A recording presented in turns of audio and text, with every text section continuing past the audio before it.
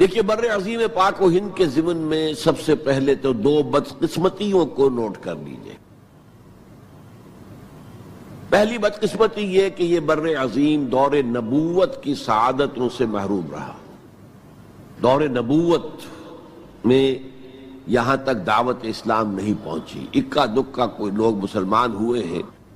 مالابار کا کوئی راجہ تھا جس نے شق القمر کا معجزہ اپنی آنکھوں سے دیکھا تھا، اسے جب معلوم ہوا کہ یہ تو اصل میں ایک عرب میں پیدا ہونے والے رسول کی انگلی کے اشارے سے ہوا تھا تو وہ ایمان لے آیا۔ لیکن یہ آئسولیٹڈ واقعات ہیں۔ بحیثیت مجموعی بر عظیم پاک و ہند دور نبوت کی برکات سے محروم رہا۔ پھر یہ کہ دور خلافت راشدہ کی برکات سے بھی محروم رہا۔ یہاں اسلام کسی قابل ذکر حیثیت میں آیا ہے دور بنی امیہ میں، وہ بھی کسی دعوت و تبلیغ کے مثبت مقصد کے لیے نہیں، بلکہ ایک انتقام اور بدلے کے لیے کہ کچھ مسلمان تاجروں کا ایک بحری قافلہ جو سرندیپ سے لنکا سے جا رہا تھا عرب کی طرف، اسے یہاں کراچی کے قریب اسے یہاں کے سندھی ڈاکوؤں نے لوٹ لیا۔ اس پر مطالبہ آیا اسلامی مسلمان حکومت کی طرف سے، وہ ملوکیت تھی، اب وہ اسلامی حکومت اس معنی میں نہیں رہی تھی جس معنی میں کہ خلافت راشدہ اسلامی حکومت تھی کہ جو قیدی ہیں تمہارے پاس رہا کرو اور کمپنسیٹ کرو جو بھی نقصان یہاں ان مسلمان تاجروں کا ہوا ہے۔ جب اس کے جواب میں بالکل منفی رد عمل موصول ہوا تو پھر چڑھائی کا فیصلہ کیا گیا، گویا کہ یہ ایک سزا دینے کی ایک مہم تھی۔ بہرحال اس وقت جو اسلام یہاں آیا تھا اس کے کریکٹرز اس اسلام سے کچھ مختلف تھے جو بعد میں یہاں آیا۔ وہ اسلام جو محمد ابن قاسم کی سرکردگی میں سندھ میں آیا اور سندھ سے آگے بڑھ کر ملتان بلکہ موجودہ پاکستان کے تقریباً پورے نصف علاقے تک پہنچ گیا تھا، فٹ ہلز آف کشمیر تک، تو یہ اسلام خالص عربی اسلام تھا۔ ملوکیت تو آ گئی تھی لیکن بدویت اور عربیت جو ہے اس کی چھاپ اس پر ابھی گہری تھی۔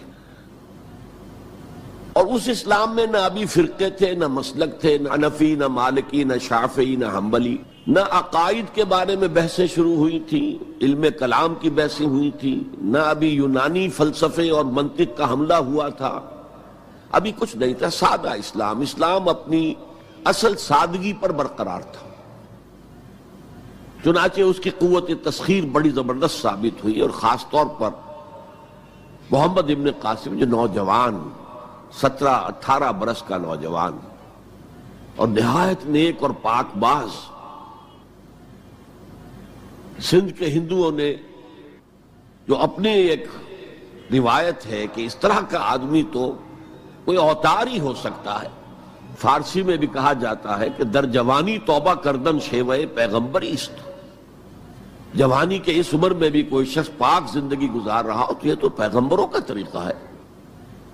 اور ہندوستان میں تصور پیغمبروں کا نہیں تھا، اوتاروں کا تھا، تو اسے بھی ایک اوتار سمجھ کر اس کی مورتیاں تراش کر مندروں میں رکھ لی گئیں اور ان کو پوجا جانے لگا۔ یہی چیز اس کے لیے خطرے کا سبب بن گئی، کیونکہ اب بیک ہوم اسلام کا جو اصل گھر تھا عرب، اس میں ملوکیت آ چکی تھی، اور ملوکیت کبھی اسے برداشت نہیں کر سکتی کہ کوئی اور شخص اتنا پاپولر ہو جائے کہ اسے چیلنج کر سکے۔ لہذا محمد بن قاسم کو بلایا گیا اور شہید کر دیا گیا۔ اب اس کے بعد ظاہر بات ہے کہ وہ اسلام ریسیڈ کرنا شروع ہوا، واپس آنا شروع ہوا، اس کے کچھ اثرات اس علاقے میں رہ گئے، لیکن اسلام کی واپسی ہو گئی۔ یہ اسلام کا پہلا ورود تھا بر عظیم کی سرزمین پر۔ اس کے بعد اسلام آیا ہے 300 برس بعد، اور اب یہ آیا ہے شمال مغربی سرحدی صوبے میں جو دریں ہیں کوہ سلیمان میں، کوہ ہندو کش اور کوہ سلیمان میں، درہ خیبر ہے، درہ ٹوچی ہے، درہ گومل ہے، درہ بولان ہے، یہاں سے آنا شروع۔ اس اسلام کی خصوصیات کچھ اور تھی۔ ان 300 سالوں میں فقہی مسالک بھی پیدا ہو چکے تھے، حنفی، مالکی، شافعی، حنبلی، ان کے درمیان اختلافات بھی تھے، بحثیں بھی تھیں، مناظرے بھی تھے۔ دوسرے ایک خاص جو ہے تصوف کا فن جو ہے وہ بہت ترقی کر چکا تھا، اور اس میں اکثر و بیشتر وحدت الوجود کا تصور اس کی بنیاد میں موجود تھا۔ تیسری بات یہ نوٹ کیجئے کہ یہاں جو لوگ آئے وہ سب حنفی تھے، اور یہ ترک قبائل ہی تھے در حقیقت، اور ترکوں میں سے بھی غلام لوگ تھے، اسی لیے پہلا خاندان مسلمانوں کا یہاں خاندان غلاماں کہلاتا ہے۔ ترک غلام تھے یہ، جو اپنی ذاتی صلاحیت اور اپنی استعداد کے بنا پر ترقی کرتے کرتے بادشاہت کے مقام تک پہنچے۔ عالم اسلام میں اس وقت 2 عظیم جگہوں پر غلاموں کی حکومت تھی، اور اس سے اندازہ ہو سکتا ہے کہ اسلام میں غلاموں کا فیوچر کتنا روشن ہے۔ ممالک، مملوک، یہ مصر میں حکمران تھے، وہ بھی غلام تھے۔ خاندان غلامہ، قطب الدین ایبک، شمس الدین التتمش، یہ سب کون تھے؟ غلام تھے۔ بہرحال اب جو اسلام آیا اس میں قیادت کی ایک تسلیس پیدا ہو چکی تھی، توحیدی شان نہیں رہی تھی۔ خلافت راشدہ میں قیادت توحیدی تھی، خلیفہ وقت ہی حاکم بھی تھے، خلیفہ وقت ہی مجتہد بھی تھے، عالم بھی تھے، اور وہی سب سے بڑے اللہ والے بھی تھے۔ لیکن اس کے بعد جو اسلام میں قیادت جو ہے مسلمانوں کی 3 شاخوں میں بٹ گئی۔ سیاسی قیادت وہ تو قبائلی عصبیت کی بنیاد پر قائم ہو رہی ہے، تو سیاست تو ہو گئی طاقت کے بل پر، جس کی لاٹھی اس کی بھینس۔ اس کے بعد جو اس دینی قیادت تھی وہ 2 حصوں میں منقسم ہو گئی۔ علمی قیادت، علماء، مفسرین، فقہاء، محدثین، اور ایک ہو گئی صوفیاء کی قیادت۔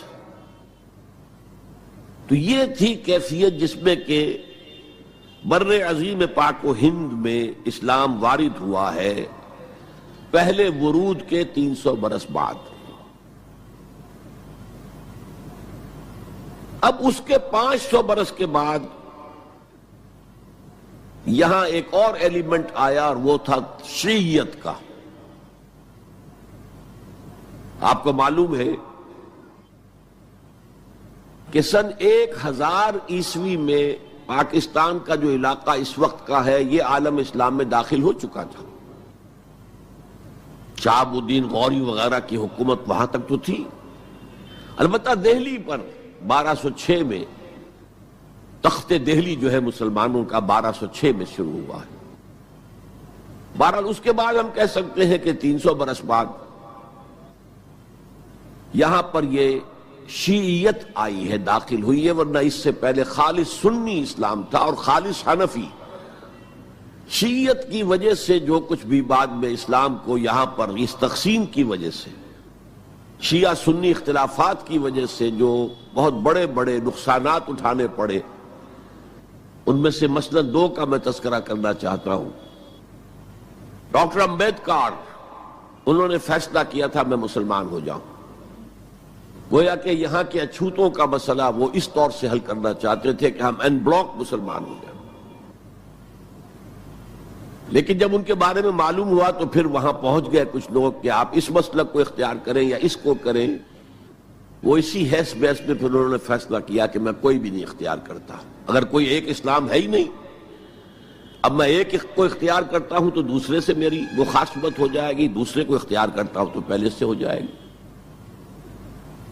اب اگلا دور آیا، ہندوستان میں انگریز آ گئے۔ یہاں موجود بہت سے غیر مسلموں کو شاید میری باتیں اب کچھ ناگوار گزریں، لیکن کچھ حقائق ہیں جو تلخ ہیں لیکن حقائق ہیں، انہیں سمجھنا چاہیے۔ انگریزوں نے یہاں آ کر حکومت چھینی سی مسلمانوں سے بیشتر.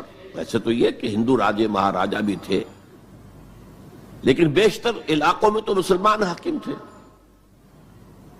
لہذا انہوں نے مسلمانوں کو دبانا بہت ضروری سمجھا، اس لیے کہ جو سابق حاکم ہو ان میں ایسپیریشنز پیدا ہوتی رہتی ہیں کہ ہم تھے یہاں کے حاکم، کیوں نہ واپس حاصل کریں. بغاوت کے ان کے اندر جراثیم مسلسل پروان چڑھتے ہیں. مسلمانوں کو دبایا اور ہندوؤں کو اٹھایا. کیوں؟ کہ ہندوؤں کے لیے معاملہ صرف چینج آف ماسٹرز کا تھا، کوئی بڑا حادثہ تو نہیں تھا. پہلے مسلمانوں کے غلام تھے، اب انگریزوں کے غلام ہو گئے. اور اس اعتبار سے انگریز نے بھی انہیں قریب کیا اور ہندوؤں نے بھی مغربی علوم اور مغربی سائنسز کو پڑھنے میں بڑی سبقت کی. بنگال میں انگریز آیا، اور بنگال میں آپ کو معلوم ہے اکثر و بیشتر جو سائنسدان پیدا ہوئے جن کی کہ لکھی ہوئی ٹیکسٹ بکس جو ہے بہت عرصے تک استعمال ہوتی رہی ہندوستان میں. یہ کون تھے؟ چیٹرجی، بینرجی، سب کے سب بنگالی تھے. ایک اور بات یہ ہے کہ ہندو اپنے ماضی سے بہت دور آ چکے تھے. ان کا ماضی عظمت والا، آخر اشوک کا دور بہت عظمت کا، چندر گپت موریہ کا دور بہت عظمت کا، وکرمادیتیہ کا دور بہت عظمت کا تھا، لیکن وہ اب بہت پیچھے جا چکے تھے. تقریباً مسلمانوں کی آمد کی وجہ سے 1000 سال کا فصل واقع ہو چکا تھا. لہذا تہذیب و تمدن کے لیے بھی، جیسے کہ انہوں نے مسلمانوں کے زمانے میں فارسی پڑھی، فارسی پڑھتے تھے، کوڈ لینگویج فارسی ہے، جیسے کہ پھر بعد میں مسلمان اور ہندو اور سب نے انگریزی پڑھی. ملازمتیں ملیں گے تو انگریزی پڑھنے والوں کو ملیں گی، راستہ کیریئرز کا کھلے گا تو انگریزی پڑھنے والوں کا کھلے گا. اسی لیے کہاوت تھی ہندوستان میں، پڑھے فارسی اور بیچے تیل، دیکھو رے قسمت کے کھیل. اب فارسی پڑھ کے تو اسے کہیں حکومت کے اندر اہلکار ہونا چاہیے، اس کی حیثیت کچھ اور ہونا چاہیے. فارسی پڑھ کے اور تیل بیچنا. جبکہ مسلمانوں کا معاملہ یہ تھا کہ ان کی تو ابھی تہذیب اور تمدن، ان کی روایات ابھی تازہ تھی. لہذا جو غیر مسلم تھے یہاں کے، انہوں نے انگریزی علوم، انگریزی سائنس، انگریزی تہذیب، اس کو کھلے دل کے ساتھ خوش آمدید کہا. اور مسلمانوں میں ایک زبردست ڈویژن ہو گیا. بلکہ ابتدائی ری ایکشن تو بہت سخت تھا، یک طرفہ تھا. ہم نہ انگریزی پڑھیں گے، ہم نہ انگریزی علوم سیکھیں گے، نہ سائنس پڑھیں گے. ہم تو اپنے کونوں کھدروں میں، اگرچہ جو سیلاب آ گیا ہے اس کو روکنے کی طاقت تو ہم میں نہیں ہے، لیکن ہم کونوں میں جا کر بیٹھ جائیں گے. قال اللہ قال الرسول. اور انگریزی تہذیب سے اس قدر دوری کہ اگر کوئی میز کرسی پر بیٹھ کر کھانا کھا لے تو کرسٹان ہو گیا. یہ تو کسی نے چمچہ استعمال کر لیا کھانے میں، کانٹا تو بہت دور کی بات ہے، چمچہ بھی استعمال کر لیا تو کرسٹان ہو گیا. تو اس درجے ری ایکشن تھا علماء کے زیر اثر حلقوں میں. گویا کہ وہ جو گاندھی جی کا فلسفہ تھا نان کوآپریشن، تو مسلمانوں نے انگریزوں کے ساتھ شدید قسم کا naan cooperation from the very beginning شروع کیا. اس پر سر سید احمد خان نے ان دونوں چیزوں کی مخالفت کی. ایک تو انہوں نے انگریزوں کو بتایا کہ دیکھو یہ جو آزادی کی جنگ تھی یہ صرف مسلمانوں کی نہیں تھی، 1857 کی، یہ تو مشترک تھی. تو اس کے اندر کیا سبب ہوا ہے، اس کی وجہ سے آپ مسلمانوں سے بودھ محسوس نہ کریں. اور مسلمانوں سے بھی کہا بھائی انگریزی پڑھو، انگریزی علوم حاصل کرو، سائنس پڑھو، سائنٹیفک نالج حاصل کرو، ورنہ تمہاری حیثیت ہندوستان میں کیا رہ جائے گی؟ پلے دار رہ جاؤ گے یا گوشت فروش رہ جاؤ گے، اللہ اللہ خیر صلی اللہ، اور تمہاری کوئی حیثیت نہیں رہے گی. تو اس اعتبار سے سر سید احمد خان ایک اہم لینڈ مارک ہے. اس کے علاوہ انگریزی دور کا ایک اور جو پہلو بہت اہم ہے، انگریزوں نے ڈیوائیڈ اینڈ رول پالیسی کے تحت مسلمانوں اور ہندوؤں کے درمیان مرافرت کو ہوا دی. یہ ان کی پالیسی نہیں مستقل. یہ ایک قوم کی حیثیت سے سامنے نہ آ جائیں، پھر ظاہر بات ہے کہ ہمارے پاؤں تو اکھڑ جائیں گے یہاں سے. تو یہ جو ہمارے ہاں شروع ہوا، کچھ اور فیکٹر بھی تھے. ہندوؤں میں ایک انتقامی جذبہ بھی تھا کہ مسلمانوں نے ہم پر حکومت کی ہے 800 برس 1000 برس، اور ظاہر بات ہے سارے حاکم اچھے تو نہیں تھے، کوئی اچھا بھی تھا تو اکثر و بیشتر تو عیاش قسم کے لوگ تھے۔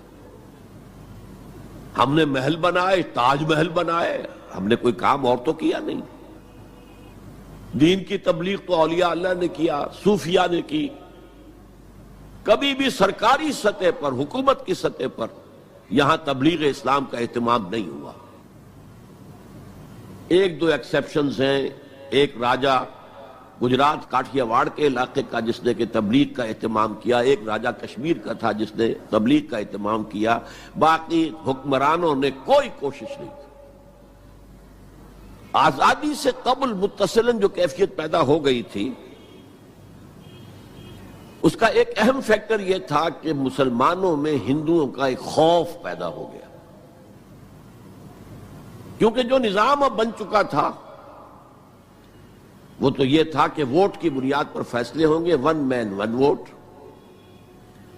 اس کے اعتبار سے مسلمان اقلیت میں اور غیر مسلم ہندو یہاں اکثریت میں، تو گویا کہ ہمیشہ کے لیے اگر ایک ملک کی حیثیت سے یہ ملک جو ہے تقسیم آزادی حاصل کرتا ہے تو مسلمان غلام ہو جائیں گے، ان کی تہذیب بھی ختم کر دی جائے گی۔ شدھی کی تحریک شروع ہو چکی تھی، ان کا مذہب بھی تبدیل کرنے کی کوشش کی جائے گی۔ میوات کے علاقے میں بڑی زبردست تحریک اٹھائی گئی تھی شدھی کی، جس کا توڑ کرنے کے لیے مولانا محمد الیاس رحمۃ اللہ علیہ سامنے آئے اور تبلیغی جماعت کا انہوں نے سلسلہ شروع کیا۔ یہ اصل میں میوات کے اندر جو شدھی کی تحریک تھی اس کا جواب تھا، اس سے حفاظت مسلمانوں کی۔ تو اندیشہ یہ تھا کہ ہندو ایکسپلائٹ کرے گا، ہماری تہذیب کو ختم کرے گا، ہماری زبان کو ختم کرے گا، معاشی طور پر ہمیں ایکسپلائٹ کرے گا، مفلوج کرے گا، اور اپنی سی کوشش کرے گا کہ ہمارا مذہب بھی تبدیل کرا دے۔ تو مسلمانوں کی ایک قومی جماعت، اگرچہ وہ شروع میں قومی اس کو کہنا غلط تھا، وہ نوابوں، جاگیرداروں، نوابزادوں ان کی جماعت تھی مسلم لیگ، جو 1906 میں قائم ہوئی ہے۔ مسلمان عوام کا اس سے ساتھ کوئی نہ رابطہ تھا، نہ ان کا کوئی رابطہ عوام کے ساتھ۔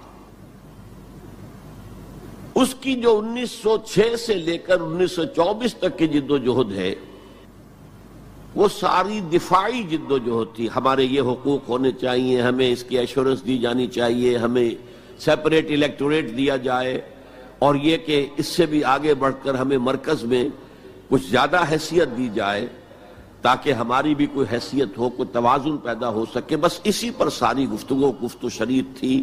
اور اس کے ضمن میں محمد علی جناح جو ہیں وہ تو پروفٹ آف لو قرار دیے گئے تھے، اتحاد کا پیغام بر۔ وہ 1906 میں تھے، انڈیا میں موجود، مسلم لیگ میں شامل نہیں ہوئے تھے، کانگریس کے رکن تھے۔ اس کے بعد 1913 میں جا کر مسلم لیگ میں شامل ہوئے ہیں مولانا محمد علی جوہر کے کہنے پر، پھر بھی کانگریس کے رکن بھی رہے، مسلم لیگ کے رکن بھی رہے، اور انہوں نے حتی الامکان کوشش کی کہ کوئی فارمولہ ایسا بن جائے جس پہ کہ اتحاد ہو جائے اور ضمانت مل جائے کہ مسلمانوں کے ساتھ کوئی اس قسم کا سلوک نہیں کیا جائے گا کہ وہ بالکل یوں سمجھیے کہ ایک نیچے لگ کر رہ جائیں اور ان کی کوئی حیثیت نہ رہے۔ لیکن وہ ناکام ہوئے، شدت کے ساتھ ناکام ہوئے، اور پھر اس درجے مایوس ہوئے کہ ہندوستان چھوڑ کر جا کر انگلستان میں بس گئے، اور وہاں انہوں نے اپنی لیگل پریکٹس شروع کر دی۔ ایس ایم اکرام صاحب جو ایک بڑے مصنف ہیں، آب کوثر، موج کوثر، رود کوثر کے جو مصنف ہیں، وہ اہم ترین کتابیں ہیں تین مسلم انڈیا کی، political as well as cultural history, ثقافتی جو معاملہ ہے وہ بھی ساتھ ساتھ ہر دور میں کیا اس کا رنگ رہا ہے، اس کو بہت ہی سمجھیے ایک بڑے ماہرانہ انداز میں انہوں نے بہت عمدگی کے ساتھ مرتب کیا ہے۔ وہ اس وقت آکسفورڈ میں پڑھ رہے تھے، طالب علم تھے، نوجوان، وہ ملے محمد علی جناح سے۔ اس وقت تک ابھی وہ قائد اعظم کا تو خطاب انہیں نہیں ملا تھا، محمد علی جناح، اور ان سے کہا آپ ہندوستان چھوڑ کے کیوں آ گئے، ہندوستان کے مسلمانوں کو تو آپ کی ضرورت ہے۔ تو انہوں نے سخت الفاظ کہے تھے کہ ہندو ناقابل اصلاح ہے۔ یہ اس وقت کی ہندو قیادت پر ان کا تبصرہ تھا، اور مسلمانوں کا حال یہ ہے کہ ان کا کوئی لیڈر مجھ سے صبح جو بات کرتا ہے شام تک ڈپٹی کمشنر یا کمشنر یا گورنر تک پہنچا دیتا ہے، تو ایسی قوم کی قیادت میں کیسے کروں؟ لیکن اصل میں ایک ٹرننگ فیکٹر آیا ہے، turning point in the history of Muslim league movement, and that was 1930۔ اس میں جو الہ آباد میں مسلم لیگ کا سیشن ہوا تھا، اس میں خطبہ صدارت دیا تھا علامہ اقبال نے۔ علامہ اقبال اس سے پہلے ہندوستان میں ایک سور پھونک چکے تھے کہ اب اسلام کی نشأت ثانیہ کا دور آنے والا ہے، اسلام جو ہے دوبارہ دنیا کے اندر برسر عروج آئے گا۔ ایک امید افزا صورتحال علامہ اقبال نے اپنی ملی شاعری سے پیدا کر دی تھی۔ کتاب ملت بیضا کی پھر شیرازہ بندی ہے، یہ شاخ ہاشمی کرنے کو ہے پھر برگ و بر پیدا، سبق پھر پڑھ صداقت کا، شجاعت کا، عدالت کا، لیا جائے گا تجھ سے کام دنیا کی امامت کا۔ یہ انجیکشن ہے پازیٹیو مقصد کا۔ اس وقت تک، اس سے پہلے تک تحریک صرف ایک منفی جذبے پر چل رہی تھی، ہندو کا خوف، ہندو اکثریت کا خوف، ایکسپلائٹیشن کا اندیشہ۔ لیکن اب اسے ایک مثبت بنیاد مل گئی۔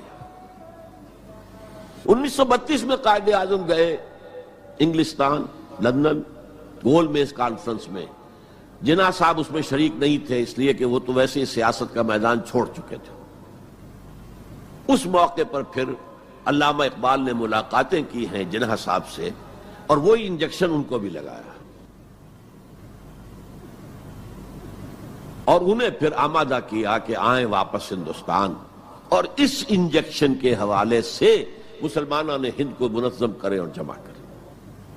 تو یہ پھر تحریک پاکستان جو ہے، چونکہ مسلمانوں کے جذبات کے ساتھ اس کی ہم آہنگی، معجزہ ہو گیا کہ مسلم مائنورٹی کے پروونسز نے کس طریقے سے یکجا اور یکسو ہو کر اس موومنٹ کو سپورٹ کیا، حالانکہ انہیں معلوم ہے کہ کسی بھی حساب سے ان کے تو پاکستان میں شامل ہونے کا کوئی امکان تھا ہی نہیں، بلکہ تحریک مسلم لیگ اصل میں مائنورٹی پروونسز کی تحریک تھی۔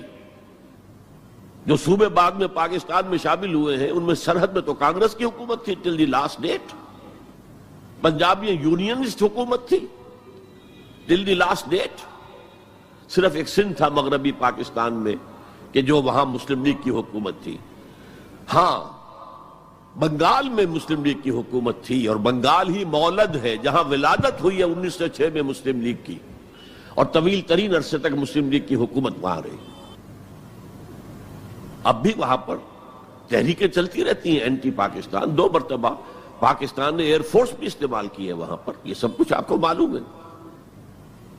بہرحال اس کے نتیجے میں ملک تقسیم ہو گیا، اور 2 قوموں کے درمیان جو نفرت اس دوران میں پیدا ہو گئی تھی، وہ ایک آتش فشاں کی طرح پھٹ پڑی۔ جو کچھ ہوا ہے پارٹیشن کے وقت، میں نے آپ کو بتایا تھا انگریزوں سے آزادی ہم نے حاصل کی، لیکن ہم نے نہ ایک انگریز کو مارا، نہ کسی انگریز نے ہم میں سے کسی کو مارا۔ لیکن جو آپس کی خوریزی ہوئی ہے، تاریخ انسانی کی عظیم ترین ٹرانسفر آف پاپولیشن، کروڑوں انسان ادھر سے ادھر، ادھر سے ادھر ہو گئے، اور پھر عظیم خوریزی، بربریت، وحشت۔ معلوم ہوتا کہ نفرت کی کوئی آگ اندر جل رہی تھی، بس اسے موقع چاہیے تھا کہ وہ ابھر آئے۔ وہ میں کچھ نہ کچھ تجزیہ کر چکا ہوں کہ یہ نفرت جو ہے کچھ انڈیجینس بھی تھی، کچھ تھی ان کے اندر، ایک جذبہ انتقام تھا کہ مسلموں نے ہم پر حکومت کی اتنے عرصے، لیکن اس میں بڑا حصہ جو ہے وہ انگریز کی ڈیوائیڈ اینڈ رول پالیسی کا تھا، اور وہ جاتے جاتے ایک بون آف کنٹینشن بھی ڈال گیا کہ یہ دونوں اس پر لڑتے رہے تاکہ ہمارے خلاف کوئی جذبہ نفرت ان کے اندر نہ ابھرے۔ تو یہ انگریز کی پالیسی تو یقیناً بہت کامیاب تھی، لیکن وہ نفرت کا جو عالم اس وقت تھا، اس کو آپ اس وقت امیجن نہیں کر سکتے۔ وہ نوجوان جو پیدا ہی ہوئے بعد میں پارٹیشن کے بھی 20, 25, 30 سال بعد پیدا ہوئے، انہیں کیا اندازہ ہو سکتا ہے؟ قطعاً اندازہ نہیں ہو سکتا۔ کبھی کبھی ربط ہو جاتا ہے معاملہ، جیسے کہ کبھی کسی جگہ ہو گیا، کبھی کسی جگہ ہو گیا، ابھی حال ہی میں جو کچھ گجرات میں ہو گیا تھا وہ ہو جاتا ہے، لیکن یہ کہ کوئی ہندو اور مسلمانوں کے درمیان وہ دشمنی اور وہ معاملہ اب نہیں ہے، بلکہ بہت سے لوگ اس کو امیجن ہی نہیں کر سکتے کہ معاملہ کس حد تک پہنچ گیا۔ اس کے بعد ایک خیال یہ تھا ہندوستان میں کہ پاکستان جلدی ختم ہو جائے گا، اور اس کی کوششیں بھی کی گئیں. پاکستان کے حصے کا روپیہ روک لیا گیا، پاکستان کے حصے کے ہتھیار روک لیے گئے. پاکستان نے اس کو محسوس کیا کہ it's a threat to its existence, جس کے نتیجے میں، جس کے رد عمل میں وہ امریکہ کی جھولی میں جا گرا. It was a reaction. میں اسلامی جمعیت طلبہ کا ناظم اعلیٰ تھا 1953 میں. ہمارے وزیر اعظم اس وقت تھے خواجہ ناظم الدین. وہ لاہور کے دورے پر آئے تھے. میں طلبہ کا ایک وفد لے کر ان سے ملنے گیا. ایک تو اس زمانے میں وہ اینٹی قادیانی موومنٹ چل رہی تھی اور اس میں بہت کچھ تو خون لاہور میں ہوا تھا. اس کے بارے میں میں نے کچھ باتیں کی اور پھر میں نے ان سے کہا یہ میڈو اس بلا کا نام ہے. میڈو تھی اس وقت، مڈل ایسٹ ڈیفنس آرگنائزیشن. آپ کن بندھنوں میں ہمیں باندھ رہے ہیں؟ بہت ہی بھلے آدمی تھے. مجھے واقعہ یہ ہے کہ ایک ہی میری تو ملاقات ہے، لیکن اس شخص کی شرافت کا اور سادگی کا جو نقش قائم ہوا میرے دل پر وہ آج تک موجود ہے. دیکھیں یہ معاملہ جو ہے یہ حکومت کا ہے. یہ آپ نوجوان ہیں، طالب علم ہیں، آپ کا اس سے کوئی سروکار نہیں. میں ذرا نٹ کھٹ قسم کا تھا اس وقت بھی نوجوان. میں نے کہا جناب آپ ہمیں ان بندنوں میں باندھ کر آپ چلتے بنیں گے، ملک تو ہم نے سنبھالنا ہے بعد میں. We must know what you are doing. بس یہ کہنے پر اچھا آگے کوئی جواب نہیں. دیکھیں الفاظ 3 جملے ان کے سنا رہا ہوں. یہ پوری ہماری تاریخ کا لب لباب بنتا ہے. دیکھیے پنڈت جی تو نہیں چاہتے نا کہ پاکستان قائم رہے، پنڈت نہرو. اور ہم اکیلے تو ہندوستان کا مقابلہ نہیں کر سکتے نا، تو ہمیں تو کوئی سہارا چاہیے نا. 3 جملے یہ پاکستان کی فورن پالیسی کا اول روز سے کارنر سٹون ہے.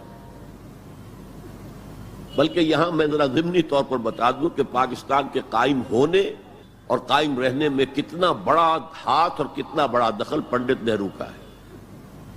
دیکھیے ایک جینیس شخص تھا ابوالکلام آزاد، جینیس، اس میں کوئی شک نہیں. اور کیبنٹ مشن پلان کا مرتب کرنے والا وہی تھا. کیبنٹ مشن پلان کو مسلم لیگ نے بھی تسلیم کر لیا کہ ہندوستان 3 زونز پر مشتمل ہوگا، آزاد ہوگا، مرکزی حکومت ایک ہوگی، ایک ویسٹرن زون، ایک ایسٹرن زون، ایک سینٹرل زون. یعنی تقریباً وہی جو پاکستان کا نقشہ تھا کہ ایک مغربی پاکستان، ایک مشرقی پاکستان، ایک نیچے بھارت. سینٹرل گورنمنٹ کے پاس فلاں جو ہے یہ اہم ترین چیزیں تو سینٹرل گورنمنٹ کے پاس ہوں گی. فورن پالیسی ہوگی، بجٹ ہوگا، مالیات کا معاملہ ہوگا، ڈیفنس ہوگا، یہ ان کے پاس ہوگا، کمیونیکیشنز ہوں گی. باقی یہ ریجنز جو ہیں ان کو حق ہوگا وہ اپنے اپنے فیصلے کریں، اپنے معاملات چلائیں، اپنے قوانین بنائیں. ایک شق اس میں ایسی تھی کہ 10 سال کے بعد کسی بھی حصے کو، کسی زون کو سیسیڈ کرنے کا، علیحدہ ہونے کا حق حاصل ہوگا. گویا کہ کم سے کم 10 سال کے لیے آزاد پاکستان کا مطالبہ ختم. قائد اعظم نے مان لیا. تو اب اگر کوئی امکان تھا تو وہ 10 سال کے بعد تھا نا. اب کس نے بنوایا پاکستان؟ وہ تو چونکہ مولانا آزاد اس درجے بددل ہو چکے تھے، قائد اعظم نے انہیں شو بوائے کہہ کے اتنا جو ہے بددل کر دیا تھا کہ انہوں نے کانگریس کی صدارت چھوڑ دی. تو کہا گیا ان سے آپ صدارت قبول کریں، نہیں. پنڈت جی ہو گئے صدر. اور پنڈت جی سے جب پوچھا گیا کیبنٹ مشن پلان کے بارے میں تو انہوں نے کہہ دیا ایک دفعہ ہندوستان آزاد ہو جائے پھر کون کسی کو علیحدہ ہونے دیتا ہے. بات تو سچی تھی. نکل جاتی ہے جس کے منہ سے سچی بات مستی میں، فقیہ مسئلہ بھی سے وہ رندے بادہ خار. اچھا بات تو سچی تھی لیکن کہنے کی نہیں تھی اس وقت. اس پر فوراً قائد اعظم نے ریورس گیئر لگایا کہ اگر نیتیں یہ ہے تو پھر ہم نہیں مانتے، وی آر گوئنگ بیک. تو عالم واقعہ میں پاکستان کس نے بنوایا 1947 میں؟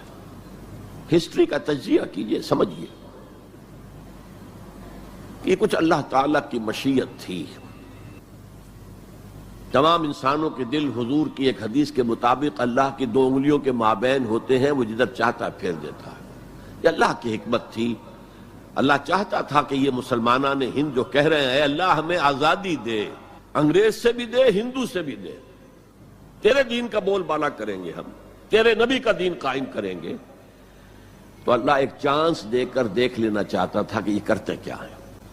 حالانکہ لارڈ ماؤنٹ بیٹن کی تجویز تھی کہ 14 اگست کو انڈیا پہلے اس کی فریڈم ڈکلیئر ہو اور 15 کو پاکستان کی ہو. تاریخ بدل جاتی ہے. یہاں کے پنڈتوں نے کہا کہ 14 جو ہے وہ منحوس دن ہے، لہذا انہوں نے کہا 15 تو 14 کو پاکستان، اور وہ 27ویں شب تھی رمضان مبارک کی. یہ اصل میں ایسا ہی معاملہ ہے جیسے کہ مصر میں بنی اسرائیل نے حضرت موسیٰ سے کہا تھا کہ اے موسیٰ، تمہارے آنے سے پہلے بھی ہم پر تشدد ہوتا تھا اور ہمیں ہر طرح ستایا جاتا تھا، تمہارے آنے کے بعد بھی حال ہمارا تو وہی ہے، ہماری تو کوئی بھلائی نہیں ہو سکی. تو حضرت موسیٰ کا ایک جواب جو ہے وہ وہاں پر منقول ہے، عَسَىٰ رَبُّكُمْ أَن يُهْلِكَ عَدُوَّكُمْ، قریب ہے کہ تمہارا رب تمہارے دشمن کو ہلاک کر دے، وَيَسْتَخْلِفَكُمْ فِي الْأَرْضِ، اور تمہیں زمین میں طاقت دے، فَيَنْظُرَ كَيْفَ تَعْمَلُونَ، پھر وہ دیکھے گا تم کیا کرتے ہو. وہ انہوں نے جو کچھ کیا تھا وہ اس کی تاریخ میں آپ کے سامنے بیان کر چکا ہوں. اب صورتحال تبدیل ہو رہی ہے. اب تعلقات کے بحال ہونے کا معاملہ تیزی کے ساتھ جاری ہے، دوستی کی طرف قدم بڑھ رہے ہیں. بالکل وہ بات جو علامہ اقبال نے اپنے اسی خطبے میں کہی تھی کہ ویسٹ پاکستان وہ جو بھی ہوگا، اس وقت پاکستان لفظ تو استعمال نہیں کیا تھا، وہ ہندوستان کی حفاظت کا ذریعہ بنے گا. ہندوستان پر ہمیشہ حملہ آور ہوا نارتھ ویسٹ سے، ہمالیہ کراس کر کے تو کوئی آ نہیں سکتا، اور تاریخ میں پہلی مرتبہ انگریز آئے تھے سمندر کے راستے سے. باقی تو جو آیا وہ کوئی ہن آئے، منگولز آئے، پٹھان آئے، جو بھی آیا ادھر ہی سے آیا ہے نا.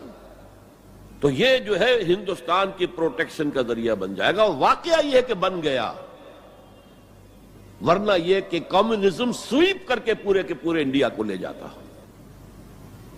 یہ پاکستان کے اندر وہ جو بھی مذہبی جذبہ ہے، چاہے وہ مثبت طور پر بروئے کار نہیں آ سکا، لیکن بے خدا کمیونزم کے خلاف جو مسلمانوں میں جذبات تھے، تو اس رو کو، اس سیلاب کو روکا ہے پاکستان. بہرحال اب صورتحال جیسا کہ میں نے کہا ہے کہ عام طور پر بھی اب آمد و رفت کی سہولتیں کی جا رہی ہیں، اور میں سمجھتا ہوں کہ وہ نسل بھی اب بیت چکی ہے جس کے دل میں وہ انتقامی جذبات تھے. کوئی رہ گئے ہیں ریمننٹس کچھ تھوڑے بہت کچھ لوگوں کے اندر، ورنہ بائی اینڈ لارج بحیثیت مجموعی وہ کیفیت اب باقی نہیں. امید یہ بھی ہو رہی ہے کہ کشمیر کا مسئلہ بھی حل ہو جائے یا ختم ہو جائے، ایز اے ڈسپیوٹ ختم ہو جائے. اللہ کرے کہ ایسا ہو جائے، اللہ کرے کہ ایسا ہو جائے. اور پھر بات وہ ہو جائے جو قائد اعظم نے کہی تھی جب ان سے پوچھا گیا تھا کہ ہندوستان اور پاکستان کے تعلقات کیسے ہوں گے. انہوں نے کہا جیسے کینیڈا اور یو ایس اے کے ہیں. اب آپ کو معلوم ہے کینیڈا اور یو ایس اے کے درمیان کتنے قریبی تعلقات. تو ان کا ویژن تو کچھ اور تھا، جو ہوا ہے وہ تو در حقیقت یو میں کال اٹ کہ یہ تو در حقیقت ستم ظریفی ہے. جو بھی تاریخ کی ستم ظریفی ہے، جو ہوا ہے کیا ہوا. nobody could imagine، نہ کانگریس کے لیڈرز اور نیتا اس کا امیجن کر سکتے تھے، نہ مسلم لیگ کے لیڈرز جو ہیں وہ اس کو امیجن کر سکتے تھے جو کچھ ہوا ہے. میں نے یہ ساری بحث اس لیے کہی ہے کہ میرے نزدیک اب بر عظیم ہند کے اندر اسلام کی دعوت کے بہترین مواقع موجود. صورتحال تبدیل ہو رہی ہے اور تیزی سے مزید ہوگی. یہ حالات کا تقاضا ہے. It's a march of history جسے کوئی روک نہیں سکتا.